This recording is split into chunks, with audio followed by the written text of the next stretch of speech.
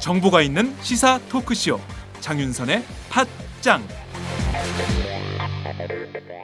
술 한잔 걸치셨네. 오이대리 운전 불러드릴게요. 불러봐! 1688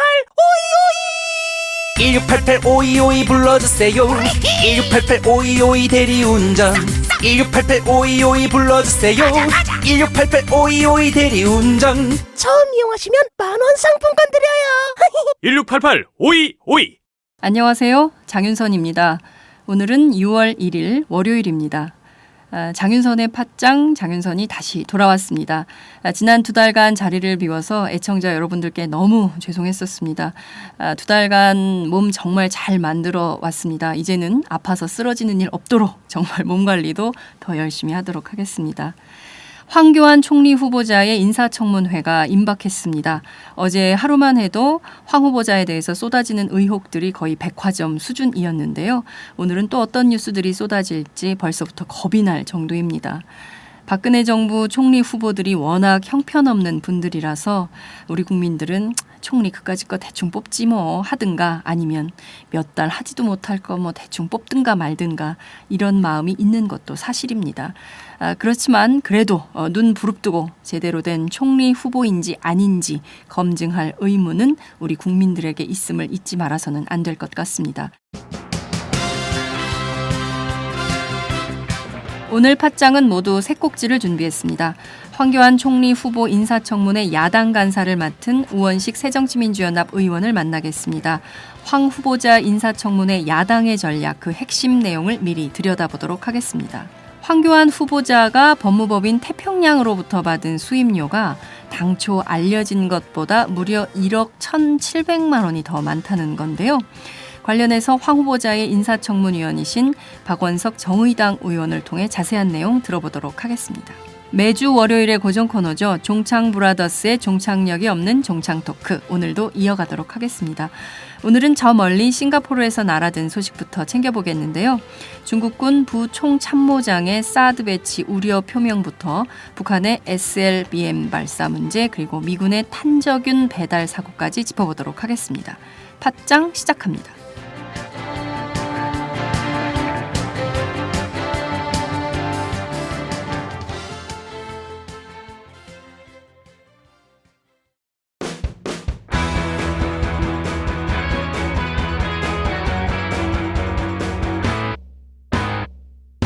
색깔 있는 인터뷰. 색깔 있는 인터뷰 시작하겠습니다.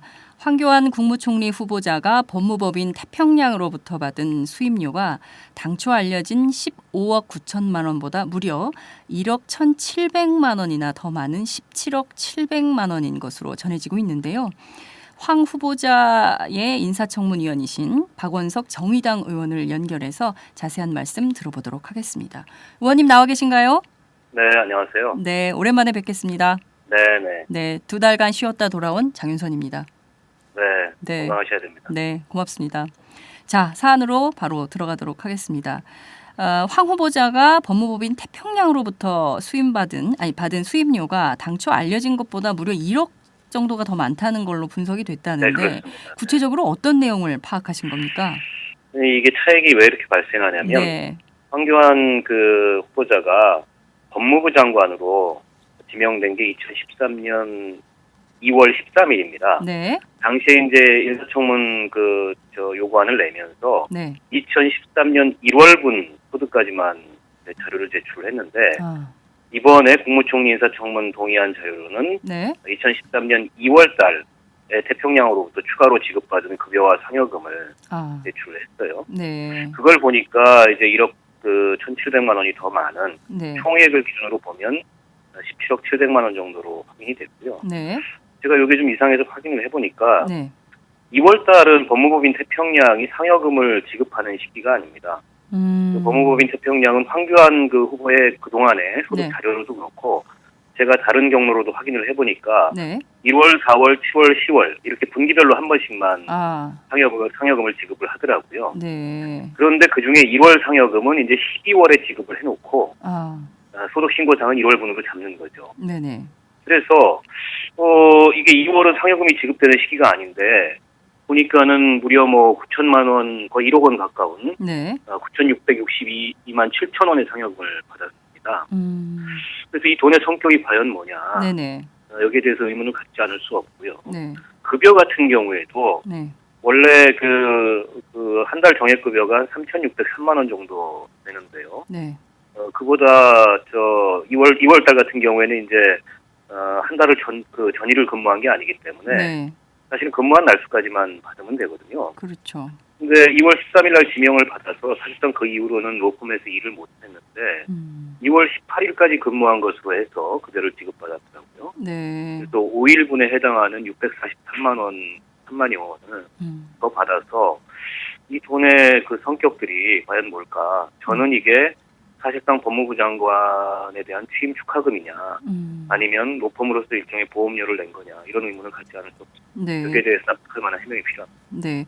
말씀하신 대로 그 금액 자체가 일반인들이 상상하기 어려운 수준의 그렇습니다. 네, 급여 내역인데 그 중에서도 대개 2월 달에는 그 굉장히 급여가 작잖아요. 일수도 적고 그래서 그런데 특이하게도 황교안 후보자의 경우에는 이때 무려 1억 원에 달하는 정도의 그 상여금을 받았다는 것인데요.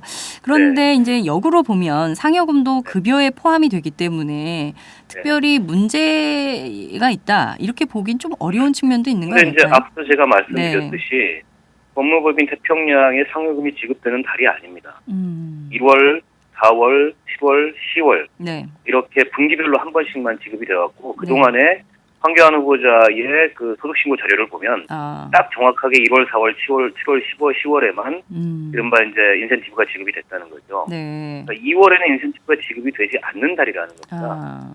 그런 점에서 2월 달 그 근무도 다 채우지 못하고 네. 중간에 그만두는 사람한테 네네.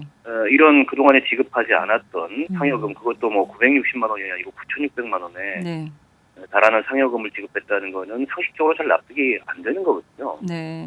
그래서 저는 이게 이제 퇴직소득일까 이런 생각도 한번 해봤습니다. 네네. 퇴직금, 네. 직장다님 퇴직금 그렇죠. 받으니까. 예. 그런데 이걸 소득신고를 상여금으로 했어요. 아. 근데 그 소득신고는 가급적 그 소득세를 덜 내는 쪽으로 하는 게 인지상정 아니겠습니까? 예. 소득세를 덜 내는 건 퇴직소득이 덜 냅니다. 아 그래요? 상여금보다는. 그런데 왜 상여금으로 했을까요? 그러니까 이건 상여금이라는 거죠. 퇴직소득이 아니고. 그런데 그 상여금이 지급되지 않는 달에 지급된 이 상여금의 성격, 네. 여기에 대해서 좀 분명한 해명이 필요하고, 저는 어쨌든 이게 이 법무부 장관으로 네. 이렇게 가는 것에 대한 축하금, 내지는 뭐 로펌으로서는 당연히 이제 뭐 가불관계에 놓이게 되니까 네. 그에 따른 어떤 일종의 보험료 성격의 그런 돈이 아니었나 이런 네. 의심을 지울 수가 없습니다. 네. 실제로 의원님 말씀하신 대로 그 가불관계 성격이 있기 때문에 보험금의 성격이 큰 거 아니냐 이런 합리적 의심을 충분히 해볼 만한 상황인데요. 자, 네네. 우선 황 후보자의 경우에는 이 같은 문제 제기에 어떤 입장을 밝히고 있습니까? 아직 아무 대답이 없고요. 그동안에 이제 15억 9천만 원, 약 16억 원 정도를 받은 거 아니냐 이거 네. 고액수입 논란이 있었습니다. 네. 근데 그와 관련해서도 사실은 17억이 넘는 돈을 받았다는 얘기조차 지금까지 스스로는 숨겨왔던 거죠. 네. 그동안에 법무부 장관 인사청문회에서 이게 논란이 됐었고 네. 또 지금도 여전히 그 논란의 여진이 있음에도 불구하고 정확하게 본인이 받은 그 고액 수입료가 어느 정도인지를 스스로 정직하게 밝히지 않았는데 이번에 이게 이제 확인이 된 거고요. 네.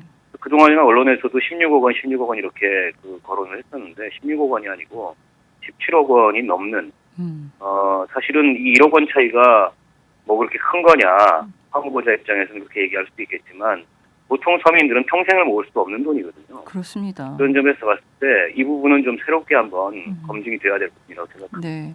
그 17억 700만 원에 달하는 이 금액이 어떻게 형성된 것인지 꼼꼼하게 다 따져봐야 되지 않을까라는 생각이 좀 들기도 하는데요. 네네. 법무법인 태평양 측에서는 왜 이 같은 돈을 상여금으로 지급했다고 주장하고 있습니까? 그 법무법인 태평양도 아직은 얘기가 없습니다. 저희가 그 법무법인 태평양의 대표 변호사를 청문회 증인으로 지금 부르려고 야당에서 네. 증인을 신청할 생각입니다. 증인을 신청하면 이 고액 수입료 논란과 관련된 문제, 네. 또 그 전관 예우와 네네. 관련된 논란 이 부분들을 좀 검증을 해볼 수 있을 것 같아요. 말씀하신 대로 지금 의사 일정, 증인 채택 문제 등에 대해서 오늘 11시부터 협상이 진행 중인 걸로 알고 있는데 그 네네. 결과 어떻게 될지 지켜봐야 될 것 같은데 현재 뭐 그 법무부인 태평양 대표 변호사를 증인으로 부르는 것에 대해서는 뭐 여야가 합의하지 않을 바는 없겠죠? 저도 그렇게 생각합니다만 네. 또 여당은 최대한 어쨌든 이 검증을 좀 방어하려는 네. 그런 입장에 서 있는 것처럼 보여요. 네. 그래서 야당 쪽이 신청한 증인들이 차질 없이 채택이 될 수 있을지는 아직은 이제 확인하기가 좀 어려운 상황이고 네. 좀 더 협상 경과를 좀 지켜봐야 될 것 같아요. 네. 말씀하신 대로 지금 보면 인사청문회는 국회가 가진 고유 권한 또 기능 중에 하나인데 여당의 경우에는 그 정부와 함께 오히려 그 야당과 비교해 볼 때 야당이 창의라면 여당은 방패 역할을 계속 해오고 있는 것 같은데요. 이런 점 참 저희 국민들이 보기에도 굉장히 좀 문제가 있는 거 국회가 가진 그 고유의 권한조차도 여당 스스로 포기하고 있는 게 아닌가 이런 생각도 들더라고요. 그렇죠. 더군다나 이 국무위원 인사청문 제도라는 것은 네. 지금의 여당이 야당 시절에 강하게 주장을 해서 그렇습니다. 만들어진 제도이고 박근혜 대통령이 누구보다 이 인사청문 제도를 도입하는데 기여를 했던 분입니다. 과거에 야당 국회의원을 네. 하면서. 근데 지금 이제 입장이 뒤바뀌었다 그래서 국회의 이런 본분이라고 할 수 있는 네. 국무위원에 대한 검증을 소홀히 한다는 것은 일관성이라는 측면에서 좀 문제가 있다고 생각하고요. 네. 더군다나 국무총리는 그냥 인사청문 대상이 아니고 국회의 인준 대상입니다. 네. 그렇기 때문에 더더욱 엄정한 그런 검증이 필요함에도 불구하고 황교안 후보자와 관련돼서 제기되고 있는 여러 논란에 대해서 지극히 좀 방어적인 태도를 취하고 있는 거 아니냐 그런 문제의식이. 네. 아유, 참 국민들이 보기엔 정말 답답한 상황이 아닌가 싶은 생각이 좀 드는데요. 네. 무엇보다 황 후보자의 경우에 지난 3년간 근로소득이 앞서 지적해 주신 대로 17억 759만 원. 그러니까 한 뭐 17억 1천만 원 정도 이렇게 되는 네. 것인데요. 이렇게 많은 금액을 3년 동안 일반인들은 감히 상상할 수도 없는 금액이거든요. 이게 그렇습니다. 전체 상황이 어떻게 된 것인지에 대해서 조금 그 의원님께서 파악하신 건 좀 있으십니까? 지금 이제 그 법조윤리협회에서 네. 이게 이제 이른바 황교안법에 따라서 네. 그동안에 황 후보자가 그러니까 고위 검찰로 근무했던 황 후보자가 퇴직 이후에 수임한 그 사건을 다 이제 국회에 제출해야 되지 않습니까? 네, 네. 제출을 했는데 119건을 수임한 것으로 확인이 됐다고요. 네. 그런데 이 중에 19건에 대해서는 아예 백지로 냈습니다, 자료를. 그러니까요. 그리고 나머지 그 제출된 것들도 구체적으로 어떤 사건을 한 것인지를 좀 특별하게 어려운 그런 자료를 냈어요. 네.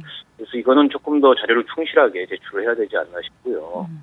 특히 황교안 후보자와 관련해서는 이런 어떤 이 검찰 고위직 출신이 네. 그 로펌에 들어가서 네. 하는 실질적 역할이 뭐냐. 실제 사건을 수임해서 법정에도 가고 서면도 쓰고 네.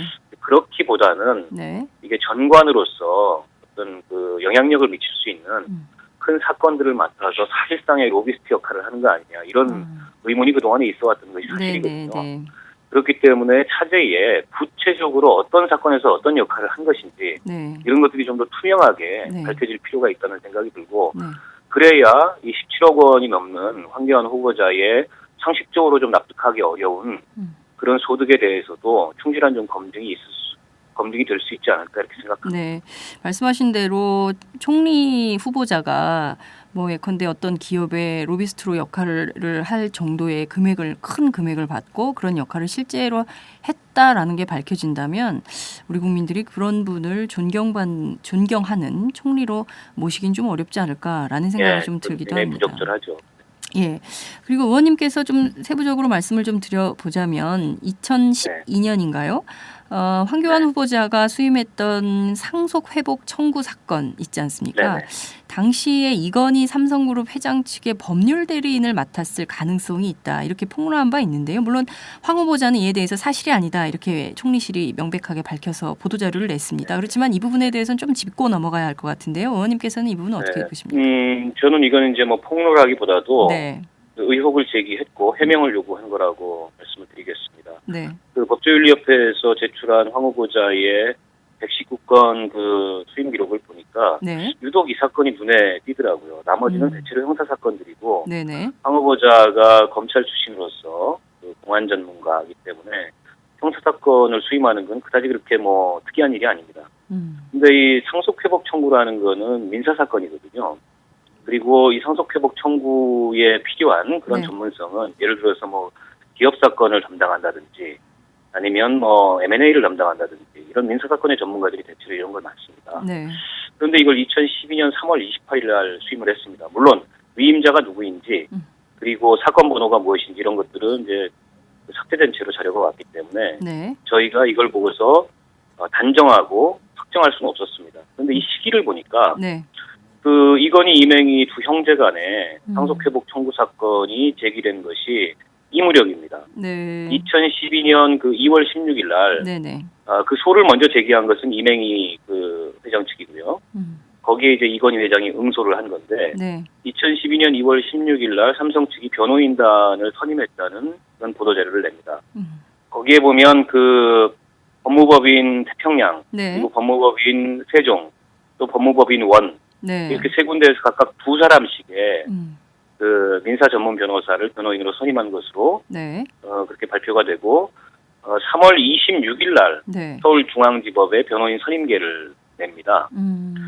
보면 이게 이제 3월 26일 날 선임계를 낸 뒤 이틀 뒤거든요. 3월 28일 날 네. 황교안 후보자가 무엇인지 알 수 없는 특정한 상속회복 청구 사건을 수임한 것이. 그래서 네. 저는 이제 여기 합리적 의심을 해본 거죠. 이게 상속회복 청구 사건에 그 변호인이 선임되고 변호인 선임계를 그 법정에 낼 때 최초에는 들어가지 않다가 네. 잠시 뒤에 들어가서 일정한 역할을 하고 네. 1심 판결이 나기 전에 빠진 것이 아니냐. 제가 이런 의심을 하는 이유는 세 가지인데요. 그게 네. 첫 번째로는 이제 시기 문제고요. 네. 두 번째로는 그 황 후보자는 형사 사건, 공안 사건의 전문가지 민사 사건의 전문가가 아닌데 네. 무엇인지 알 수 없는 상속회복 청구 사건을 했다는 것은 네. 그와 관련해서 개연성을 의심해 볼 수 있는 대목이고요. 네. 또 한 가지는 이 상속회복 청구의 시발점이 뭐냐. 이건 삼성 엑스파일 사건을 통해서 드러난 삼성 측의 비자금, 네. 이건희 회장의 차명 주식, 여기서 시발점이 나온 겁니다. 그렇습니다. 이맹희 회장 측은 삼성 엑스파일 사건의 기록을 토대로 네. 그 특검 수사 기록이나 이런 기록을 토대로 이 소를 제기했거든요. 그게 사실상 선대로부터 받은 유산이고 네. 그거의 상당 부분은 내 거다. 음. 그리고 총 그 소가액이 1심 같은 경우에 4조 원이 넘어서 네. 그 소송의 성패 여부에 따라서 삼성의 지배구조가 달라질 수도 있다. 이런 그렇죠. 관측이 있었거든요. 그렇습니다. 그런데 그 삼성 엑스파일 사건 때 서울중앙지검 2차장을 하면서 이 사건을 지휘했고 네. 사실상 누구보다 이 사건의 내막을 잘 아는 사람이 네. 지금의 황교안 총리 후보자이기 때문에 네. 이 사건에 참여했을 가능성이 있는 거 아니냐. 이런 세 가지 근거를 토대로 네. 의혹을 제기했습니다. 총리실에서는 전혀 상관이 없는 개인 간의 상속 분쟁을 대리한 거다. 네. 이렇게 답변을 했는데요. 네. 좋습니다. 그 답변을 인정할 수도 있는데 그러면 기록으로 그걸 증명해달라. 다른 게 게- 이 사건이 아니라 다른 사건이라면 그게 어떤 사건인지 그렇죠. 밝히면 되는 건데요. 그죠? 네네. 그걸 기록으로 증명해달라. 그렇습니다. 라는 게 저의 요구이고요. 네. 아직까지 뭐 그걸 기록으로 증명하겠다 이런 얘기는 하지 않고 있고 그냥 관계없다라고만 얘기하고 있는데요. 네. 그런데 법무법인 태평양과 같은 그런 대형 로펌이 네. 소가가 많아야 수억 원에서 수십억밖에 되지 않는 그런 개인 간의 사인 간의 상속 분쟁을 다루는 일은 지극히 좀 예외적인 일입니다. 대부분 기업 사건 네. 혹은 기업 내의 상속 분쟁 이런 사건을 다루지. 네. 그래서 그 해명은 언뜻 듣기에는 설득력이 없습니다. 그래서 구체적으로 그걸 입증할 수 있는 기록을 제출해 주시면 네. 그거는 이제 소명이 되는 거기 때문에 네. 더 이상 그런 의혹이 나올 일은 없겠죠. 네. 말씀하신 대로 이것은 지금 의원님께서 제기하신 바대로 모든 국민들이 충분히 합리적으로 의심을 해볼 만한 상당한 이유가 있는 것 같은데요. 이 부분에 대해서 네네. 그냥 개인 간 상속 분쟁이었다. 그것을 대리했을 뿐이다라고 밝히고 그밖에 어떤 사실도 황 후보자 측에서 내놓지 않고 있기 때문에 이 부분에 대해서는 계속 의심을 국민적 의심을 하지 않을 수 없는 거 아니냐 이런 생각이 좀 듭니다. 이게 또 인사청문 과정에서 일부 밝혀질 가능성도 있겠죠. 네네. 네. 그래서 저는 이 문제는 네. 그 우리 인사청문회를 준비하는 총리실 인사청문 팀이나 네. 황교안 후보자께서 그런 뭐 입증할 수 있는 기록을 가지고 밝혀주시면 더 이상 뭐 의혹을 제기하고 말고 할 문제가 아니라고 생각합니다. 네, 말씀하신 대로 정말 그렇습니다. 특히 이제 총리의 경우에는 이게 또 법무부 장관하고 좀 달라서요. 특히 재벌에 네. 대한 태도가 어떠한가 이게 굉장히 중요한 문제이기 때문에 이 문제가 뿐만 아니라 황교안 후보자가 삼성 엑스파일 사건 수사를 지휘하면서 네, 삼성 쪽 관련자는 전혀 기소를 하지 않았고 네, 또 떡값을 받았다고 그 거론된 네, 검사들에 대해서도 전혀 기소하지 않았고 네, 이건희 회장 같은 경우에는 소환 조사도 하지 않았거든요. 그랬습니다. 그런데 이건희 회장의 그 혐의가 나중에 그 특검을 통해서 일부 유죄가 밝혀졌고 그것 때문에 경영 일선에서 물러나기도 하고 네. 그렇습니까? 그런 면에서 검찰 고위직의 재직 당시에도 삼성의 변호사 아니냐 이런 논란이 있었던 분이에요. 네, 그런 점에서 이런 의혹은 저는 가능한 한 깔끔하게 네. 소명이 되고 음. 해소가 되는 것이 바람직하다. 그렇게 해주셨으면 좋겠다. 네. 생각을 드리고 싶어요. 네, 이것은 사실 인사청문위원회 요구이기도 하지만 실제 황 후보자 자신을 위해서도 반드시 다 해명하고 그렇습니다. 털고 가야 되는 것이 아닌가라는 네, 생각이 좀 그렇습니다. 듭니다. 자, 오늘까지 나온 내용들을 보면 주로 그 황 후보자의 전관 예우 문제를 중점적으로 좀 파헤치고 계신 게 아닌가라는 생각이 좀 네. 들기도 하는데요. 네. 다음 주 8, 9일이죠. 예정된 그 인사청문 기간 동안 의원님께서는 구체적으로 또 특별히 네. 황 후보자의 어떤 점을 좀 중점적으로 파헤칠 계획이십니까? 우선은 그 황 후보자께 좀 부탁을 드리고 싶은 것은 네. 장관과 총리는 다르다는 겁니다. 그래서 지난번 장관 인사청문회 시기에 그냥 넘어갔던 사안이라 하더라도 네. 총리직일 경우에는 다를 수 있다라는 점을 분명하게 유념하실 필요가 있다는 생각이 듭니다. 왜냐하면 총리는 유사시에 대통령의 권한과 직무를 대행할 수 있는 그런 위치에 서게 되는 공직자입니다. 네. 그렇기 때문에 이게 장관과는 차원이 다른 그런 이 도덕성과 또 자질과 능력과 이런 거에 대한 검증이 필요하다.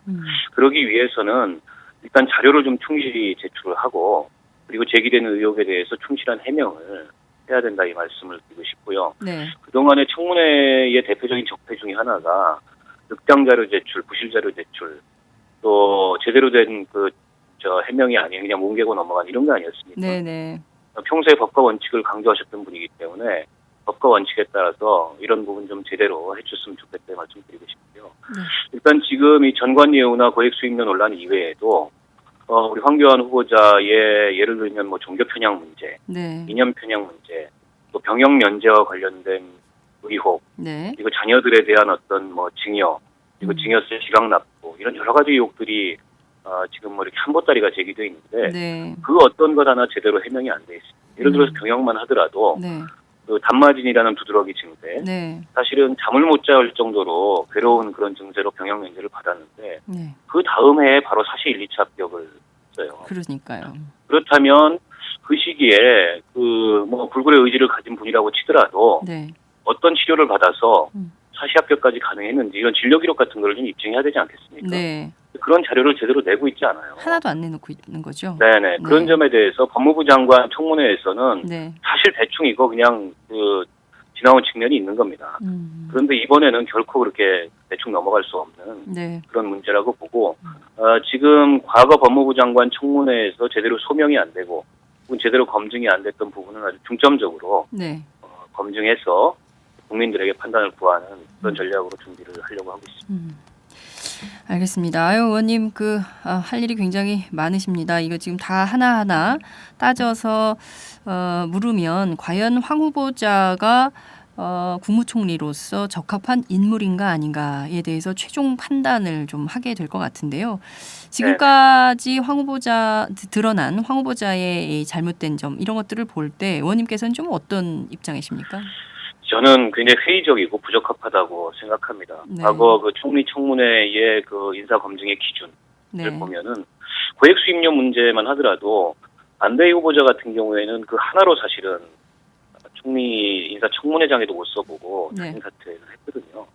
그리고 당시에 이제 뭐 기부 약속 같은 걸 했는데 안대희 후보자는 11억에 가까운 사재를 기부를 했더라고요. 네. 근데 지금 우리 황교안 후보자 같은 경우에는 법무부 장관 인사청문회 때 이 부분이 논란이 되니까 사회에 환원하겠다 이런 뜻을 밝혔는데 네. 뭐 1억 정도 네. 그 사연을 하셨는데 그 내역이 뭔지 네. 이런 것도 지금 제대로 설명을 안 하고 어디에 계세요. 어떻게 냈는지도 지금 나와 있지 않은 그렇죠. 거죠. 예. 그런 등등을 비교해 봤을 때 또 문창극 후보자만 하더라도 네. 종교 편향과 역사인식 논란으로 청문회장에도 서보지 못하고 낙마한 거 아니겠습니까? 그렇습니다. 어떻게 보면 우리 황교안 후보자께서는 역대 특히 이 정부 들어서 총리 인사청문회에서 그 도덕성이나 자질과 관련해서 논란이 돼서 낙마했던 사안들을 골고루 갖고 계세요. 근데 이런 분이 과연 아무리 우리가 내성이 생기고 박근혜 정부의 인사 정책에 대해서 국민들이 반은 포기하는 심정이 됐다 하더라도 이대로 그 과연 용인할 수 있겠는가? 저는 용인할 수 없는 그런 수준의 문제라고 생각합니다. 네. 의원님 말씀하신 대로 사실 총리 후보로 나서는 분마다 사실 국민들이 참 용납하기 어려운 분들이었기 때문에 이제는 네. 좀 자포자기하는 심정으로 그리고 또 이분이 박근혜 정부에서 오랜 시간 법무부 장관을 했기 때문에 그렇게 네. 큰 문제 없으면 대충 뭐 넘겨줘야 되는 거 아니냐 이런 생각도 실제 저는 갖고 오히려 있는 것 이분이 같습니다. 어떻게 법무부 장관이 될 수 있었는지가 네. 참 안타깝습니다. 음. 법무부 장관 후보로도 결격이 많은 분이었는데 네. 당시에 이제 아마 인사청문회가 여러 건이 동시에 열리면서 네. 상대적으로 다른 후보자, 뭐 예를 들자면 이동엽 헌법재판 소장 후보 네. 이런 분들한테 시선이 쏠리면서 네. 어떻게 보면 뭐 좀 어부지리했던 거 아닌가 네. 그런 생각마저 드는데요. 네. 사실은 법무부 장관으로서도 그 정말 법을 수호하고 엄정하고 공정하게 법 집행을 해야 될 분으로도 여러 가지 그 편향과 또 도덕성의 흠집과 또 자질상의 문제와 이런 걸 가진 분이 아닌가 이런 생각이 듭니다. 네, 실제 당시 국회 법사위원들 제가 몇 분 만나 보면요, 그때 사실 좀 설렁설렁했다 이런 얘기들도 하시더라고요. 말씀하신 대로 다음 주에 있을 인사청문회에서 황 후보자가 제대로 고비를 넘을 수 있을지 얼마나 국민들이 납득할 만한 설명을 해명을 하실지 저희들도 지켜보도록 하겠습니다. 오늘 말씀 잘 들었습니다. 감사합니다. 네, 고맙습니다. 네. 지금까지 정의당 박원석 의원과 함께했습니다.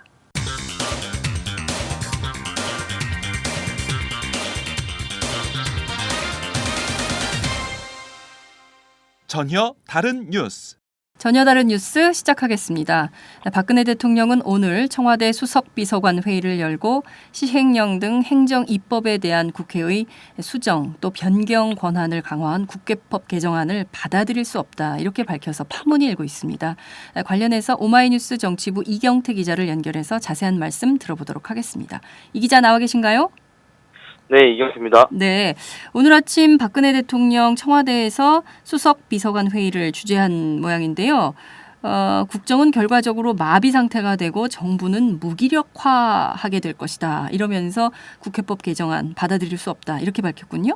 네, 박근혜 대통령이 오늘 대수비 회의에서 이번 공무원연금 법안 처리 과정에서 공무원연금과 관계없는 세월호 특별법 시행령 문제를 연기시켜서 위헌 논란을 가져오는 국회법을 개정했다라고 비판했습니다. 네. 여기에 대해서 앞서 말씀드린 대로 국정이 결국 마비되고 정부가 무기력화될 것이다. 그래서 정부로서는 받아들일 수 없다. 뭐 이런 얘기를 했어요. 네. 특히나 지금 현재 공무원연금 개혁 협상 과정에서 국민연금 연계 문제도 있었고 번번이 이제 청와대랑 충돌하는 모양새인데요. 네. 여기에 대해서 박 대통령이 가뜩이나 국회에 상정된 각종 민생 법안조차 정치적 사유로 통과되지 않는다. 게다가 이 모든 것에 제동이 걸리고 있는 게 정치 현실인데 네. 이런 상황에서 시행령까지 국회가 수정을 요구하게 되면은 네. 정부의 정책 추진은 악영향을 받을 수밖에 없고 그 피해가 국민들에게 돌아간다. 뭐 이런 주장을 했습니다. 박 대통령의 주장이 사실입니까? 일단은 정부 입장에서는 상당히 난색을 표할 수밖에 없는 상황인데요. 네. 왜냐하면은 국회가 지금 현재 아시다시피 국회 선진화법이 있지 않습니까? 네. 그래서 정부가 어떤 법안을 추진하고 네. 그리고 여당이 이를 도우려 하더라도 야당의 협조 없이는 이것이 그렇습니다. 불가능합니다. 네. 그래서 이것을 그동안 돌파했던 게 사실 시행령입니다. 네. 행정입법으로 그간의 어떤 야당의 협조를 받지 못하는 법안들을 네. 좀 돌파해내는 성격이 있는데요. 예를 네. 들어서 2013년 7월 국무회의를 통한 도시가스 산업법 시행령 개정안이 있습니다. 네. 이 도시가스 산업법 시행령 개정안이 그때 야권에서 가스 민영화를 노린 포석이다. 뭐 이런 비판이 반대를 있었죠. 받았었는데, 네. 비판이 일었는데 이게 5월에 발의됐다 결국 국회 통과가 안 됐어요. 네. 이거를 시행령으로 다 사실상 풀었죠. 골자를 네. 바꿔서 통과를 시켰죠. 네. 그러니까 이 세월호 시행령에서도 보듯이 이 동부 입맛에 좀 맞지 않는다 싶으면은 행정입법인 시행령으로 정부가 그동안 돌파해온 측면이 있거든요. 네. 근데 거기에 대해서 이제 이 국회법 개정안이 나오면서 네. 어떤 정도는 좀 제동이 걸릴 수 있는 상황이 된 겁니다. 네. 그래서 정부 입장에서는 이 부분을 결코 받을 수 없다, 뭐 이런 식으로 나온 거죠. 네, 말씀하신 대로 박근혜 대통령 입장에서는 정부가 할 수 있는 행정 입법권을 국회가 침해했다, 따라서 위헌 소지가 있다 이렇게 비판은 할 수 있지만 사실 입법권은 국회에 있는 거 아닙니까? 우리는 어쨌든 입법, 사법, 행정이 엄연히 분리된 국가, 민주주의 국가에 살고 있는데 경우에 따라서 이제 행정 권력이 너무 남용되는 측면이 있어서 문제가 됐었는데 이번에 박 대통령이 이렇게 위헌 소지까지 제기하면서 비판의 날, 그러니까 대립각을 세우면 이게 상당한 수준으로 정치 쟁점화할 가능성이 있다 이렇게 보여지는데 어떻게 보십니까? 네, 맞습니다. 지금 현재 뭐 여당에서조차 그 협상 주체인 원내 지도부가 여기에 동의하지 않는 상황이거든요. 그렇습니다. 그 유승민 원내대표는 상권 분리 위배 주장에 대해서 당일날 이해할 수가 없다, 뭐 이런 얘기를 했고요. 네. 그리고 조혜진 원내수석 부대표는 바로 전날입니다. 어제 기자 간담회를 갖고 네. 이 대통령이 거부권을 행사하게 되면은 상당히 그 파국을 맞게 될 것이다, 뭐 이런 경고까지 했어요. 네. 그래서 이런 부분에서 약간 여당의 동의조차 못 얻는 상황이고요. 또 하나 주목해서 볼 점은 이게 또 여당 내에 어떤 세력 구도에 따른 분열 수지도 있다는 겁니다. 지금 사실 뭐 그 29일날 국회법 개정안을 표결할 때 약 30여 명 정도가 반대표를 던졌어요. 이 새누리당 의원들이 실제로 주로 이제 친박계 의원들 중심으로 던졌습니다. 네.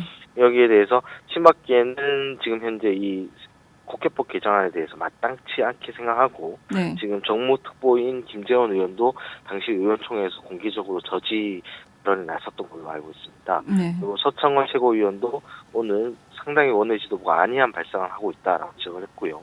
실제로 이런 반발들이 집단 움직임이 되는 가능성을 보이고 있습니다. 네. 지금 뭐 그 새누리당 친박계 의원 모임인 국가경쟁력 강화 포럼이 내일 오전에 긴급 모임을 갖거든요. 네. 여기에서 국회법 개정안에 대한 당내 의견을 수렴할 예정인데요. 이미 반대 입장을 밝힌 바 있는 재정부 법제처장이 네. 직접 참석해서 이 국회법 개정안의 위헌 논란을 주제로 어떤 그 세미나를 발표할 예정입니다. 네.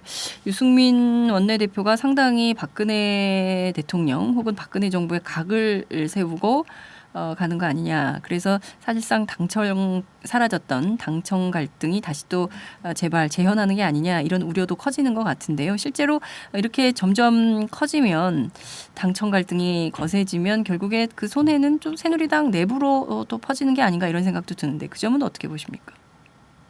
아무래도 유승민 원내대표에게 타격이 있을 것으로 보입니다. 지금 네. 현재 뭐 유승민 원내대표는 오늘 최고위에서도 좀 공격을 받았어요. 네. 뭐 당청 갈등이 빈번해졌다, 뭐 이런 지적을 받았는데 네. 여기에 대해서 유승민 원내대표는 상당히 좀 불쾌하다는 입장입니다. 왜냐하면은 뭐 오늘도 기자들과 만나서 저희 이제 새누리당 입장에서는 네. 지금 현재 시행령이 강제성이 없다라는데 몇 번 말을 했고 네네. 그런데도 불구하고 청와대가 문제를 삼고 있다라는 거고 당내 비판에 대해서도 오늘 이야기하지 않겠다 하면서 피해가는 분위기예요. 다만 당청 갈등을 어떻게 할 것인가라는 얘기에는 어떤 식으로든 결말을 봐야 된다, 뭐 이런 입장을 하고 있습니다. 네. 여기서 주목되는 게 이제 김무성 대표인데요. 네. 김무성 대표는 대통령의 뜻과 당의 뜻이 다를 수 없다라는 입장을 밝혔어요. 다시 한번 이 청와대의 손을 들어주는 모양새인데요. 네. 만약 이런 흐름이 친박계의 집단 반발과 뭉쳐질 경우, 그리고 오늘 청와대에서 여야가 그 시행령 강제성 유무에 대한 입장부터 통일하라는 메시지를 던졌거든요. 그래서 이 여권에서 이 메시지에 동의해서 네. 강제성이 있다 없다에서 뭐 야권과 이런 입장 차이가 있기 때문에 다시 네. 봐야 된다라는 이런 힘을 얻는다면 네. 유승민 원내 지도부로서는 좀 상당히 타격이 있을 수밖에 없다라는 생각이 듭니다. 네. 처음에는 김무성 대표하고 유승민 원내대표가 상당히 호흡을 맞추는 것처럼 보였는데 점점 갈수록 각이 좀 서는 것은 아닌가라는 생각이 좀 들기도 하네요. 아무래도 김무성 대표 대권 행보 때문에 그런 것은 아닌가 이런 생각도 좀 듭니다. 자, 여당은 지금 상황이 이렇고 야당의 경우에는 좀 어떤 입장입니까? 아무래도 야당은 이 시행령을 그 수정할 수 있도록 한 네. 국회법 개정안을 계속 관철해야 된다는 입장입니다. 특히나 뭐 오늘 이종걸 원내대표가 MBC 라디오에 출연을 했는데 네. 이게 당연한 것이고 입법권은 이제 국회에 있다. 네. 이제 뭐 행정입법권은 법률의 할 규범이기 때문에 네. 당연한 거다라는 입장입니다. 음. 특히 이 부분이 좀 차이가 있는데요. 네. 유승민 원내대표는 의무 규정이 없기 때문에 이게 강제성이 있는 게 아니다라고 하지만 야당은 충분히 의무 규정으로서 따라야 된다라는 입장입니다. 특히 세월호 시행령만이 아니라요. 네. 4대강 사업이라든가 노동관계법, 지방재정법 뭐 이런 부분들에서 모법에 유예되는 시행령들을 한 번씩 찾아보고 네. 여기에서 문제를 제기하겠다라는 입장이에요. 이런 입장이 아무래도 그 정부로서도 상당히 부담이 되는 거죠. 네, 알겠습니다. 오늘 말씀 잘 들었습니다. 당청 갈등 또 박근혜 대통령이 계속 이렇게 마이웨이 할 경우에 국회 또 계속 마비되는 상황으로 벌어지는 것은 아닌가라는 우려마저 커지는 상황입니다. 오늘 말씀 잘 들었습니다. 감사합니다. 네, 감사합니다. 네, 지금까지 오마이뉴스 이경태 기자와 함께했습니다.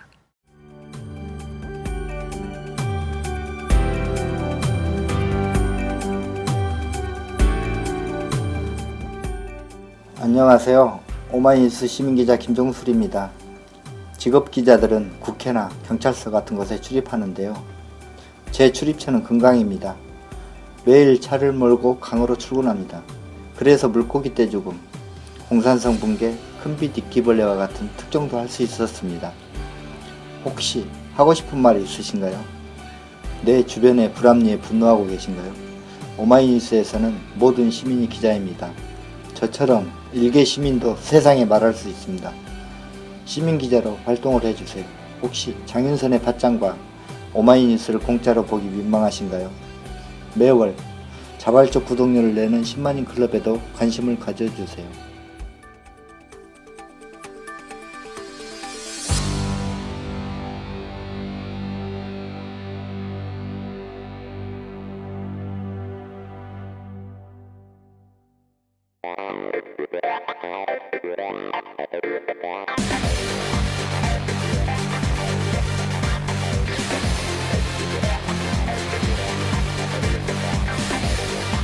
정보가 있는 시사 토크쇼 장윤선의 팟짱.